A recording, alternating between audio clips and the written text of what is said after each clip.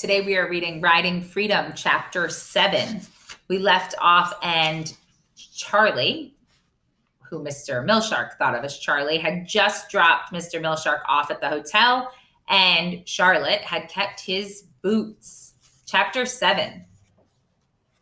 Two of Ebenezer's stable boys, James Birch and Frank Stevens, had left Rhode Island some years ago for California. Now they were back and as excited as two puppy dogs about their adventures.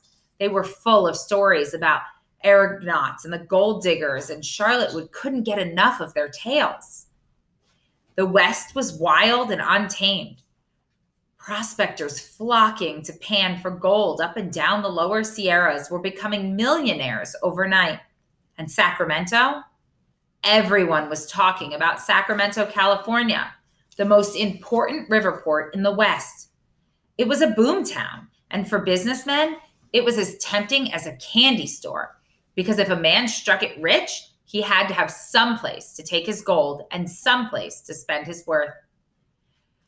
People got to get from one place to another, said James. So we're starting a small stage line, but now we're joining with other lines to start the California Stage Company.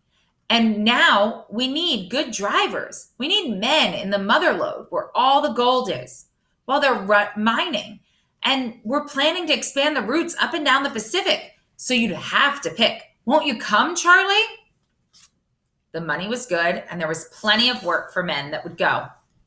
But what interested Charlotte was the talk about the land. If you're looking to own any, it's cheap and plentiful, said Frank. Charlotte couldn't help but be excited. James persisted. We've secured boat passage from Atlanta to Panama. You would travel overland by mule through Panama, then secure a ship to San Francisco, then take a riverboat to Sacramento. It's a month's journey. But when you get there, there's land as far as the eye can see, just waiting to be bought by you, Charlie. Their enthusiasm was catching. Well, boys, that land sounds mighty appealing, said Charlotte. Come on, Charlie. You're the best driver we know, and we need you, said James. Charlotte knew from the minute they started talking about the land that she would go. But she had to tell Ebenezer. And that wouldn't be easy. It ain't a pony ride out there in California, Ebenezer particularly shouted. In some places, there ain't roads, just worn-down trails made by pack mules that went afore you. The ground is filled with chuck holes, and you'd be knee-deep in dust. Yes, sir, but I need to go, said Charlotte. You don't know what's in it.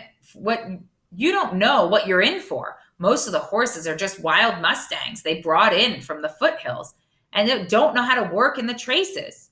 You'll only make 3 miles an hour on a good day. He paced back and forth. I hear the coaches are so loaded with folks headed for the mining towns, they have to put passengers on the roof.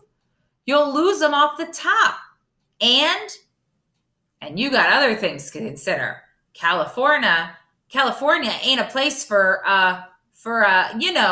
you. Ebenezer had never, not once, said anything about Charlotte's secret. He never confronted her. He never asked her outright, but he knew. He rubbed his hands over his bald head. Charlotte tried to explain. I aim to get me a ranch, and I won't ever be able to afford it here in the East, she said. Out West, there's land to be had. Cheap. I don't want to spend the rest of my life sleeping in a loft.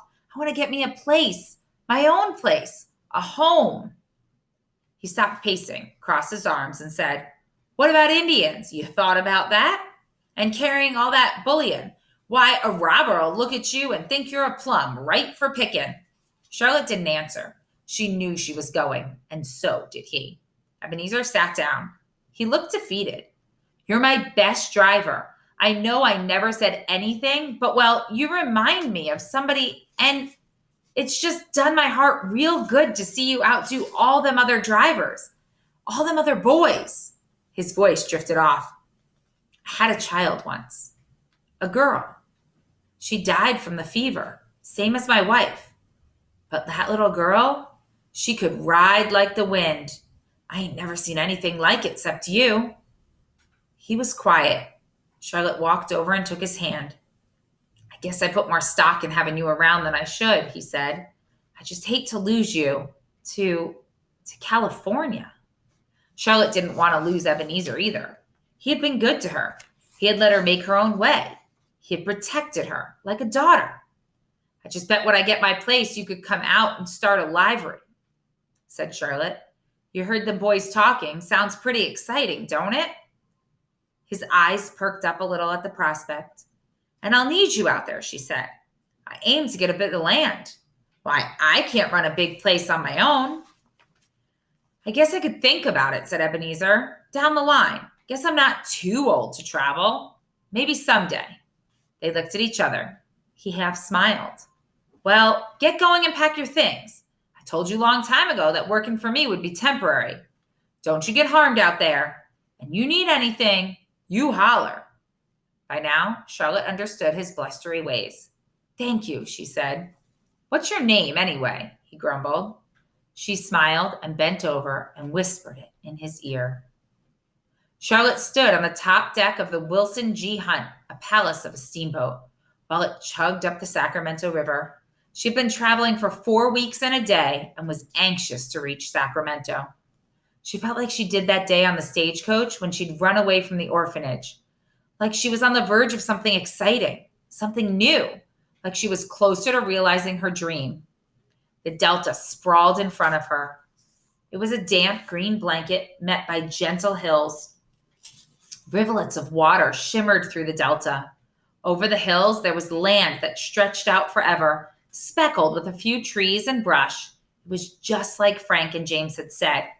Plenty of wide open space, just waiting for her. As soon as she had enough money, she was going to buy her own property, her own place.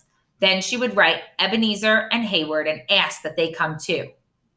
When the boat docked in Sacramento, the port was a mass of confusion.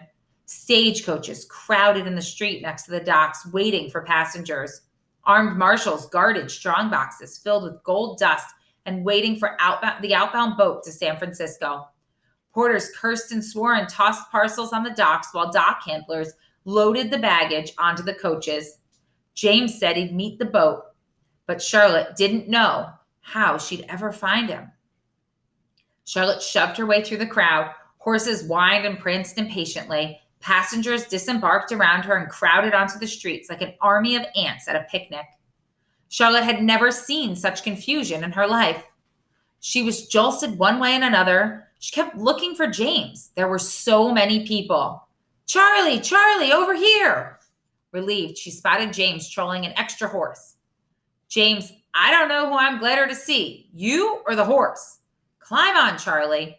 Let's ride out of this mess. Charlotte hadn't been on a horse in some weeks, and it felt good to be riding again, and especially to be above the crowd. She moved the stallion slowly through the hustle of the docks and followed James toward the outskirts of town. But as quickly as they got away from the docks, they rode onto another street crowded with laughing, jeering men. A woman stood on the steps of the salon passing out handbills to anyone who would take them. Wyoming Territory is already talking about giving women the right to vote, she called out. If Wyoming can recognize a woman's rightful voice, then California should too. Then let women move to Wyoming, yelled one man, and the crowd cheered. With the men out in the mines, many women are running the farms and should be able to make decisions that affect their properties and families. Women have already organized in the East, have already held a women's rights convention, she yelled back. Stick with cooking and babies, yelled another man. And the group let out a whoop of laughter. Most dropped the handbills to the ground and went inside. The others shook their heads and walked away. The womenfolk hurried about their business, and many did not stop or look up. But Charlotte noticed a few picking up the handbills and tucking them into their pockets. Charlotte got off the horse and headed toward the saloon steps. Charlie, what are you up to? Hollered James. She approached the woman. I'd like one of those handbills, said Charlotte. The woman looked at Charlotte and handed one of the papers. Are you prepared to laugh also? She asked. No, ma'am, said Charlotte. I would be interested to know who you would vote for in the upcoming political race. The woman studied Charlotte's face for mockery. Charlotte said again, if you could vote, who would you vote for? While Charlotte listened, the woman explained her views on the candidates. She also told her about the conventions in Seneca Falls, New York, and the women and men who gathered there in the name of women's rights. When she had finished, the woman said, You know, there are men who support our movement too, young man. I agree with them men, said Charlotte as she reached out and shook the woman's hand. Then Charlotte tipped her hat and said, You are much braver than me. She got back on the horse and left the surprised woman standing on the saloon steps. As she rode along, she read the handbill. She was familiar with politics. Stage drivers heard all the news from the passengers, and Charlotte had opinions of her own.